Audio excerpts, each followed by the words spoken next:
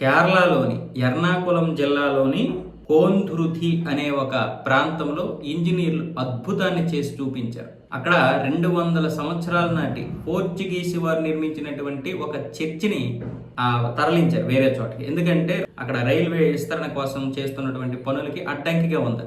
దాన్ని కూలిస్తే అది వారసత్వ సంపద కాబట్టి పెద్ద ఇదయ్యే అవకాశాలు ఉంటాయి. పైగా అక్కడ ఉన్నటువంటి వారు ఎమోషన్గా ఫీల్ అయ్యి పెద్ద తగాదాలే చేస్తారు. దాన్ని రక్షించడం కోసం ఇంజనీర్లు ఏం చేశారంటే 25 జాకీలు ఉపయోగించి వేరే ప్రదేశానికి తీసుకెళ్లారు. వేరే ప్రదేశంలో వాళ్ళకి నచ్చినటువంటి ప్రదేశంలోనే పెట్టడం జరిగింది. ఇటు అభివృద్ధి పనులు ఆగలేదు, అటు ఆ వారసత్వ సంపదకి ఎటువంటి విఘాతము జరగలేదు. ఈ విధంగా ఇంజనీర్లు అద్భుతం చేశారు. మనం ఇక్కడ ఇంజనీరింగ్ని మనం ప్రశంసించాలి. ఇంజనీరింగ్ లేకపోతే అది లేకపోతే మనం ఎన్ని చేసినా సరే ఏదో ఒక విఘాతం ఏర్పడుతుంది. కాకపోతే మనం వేరే విధంగా ఆలోచించాలి. కానీ ఇప్పుడు అక్కడ అవసరం లేదు ప్రస్తుతానికి.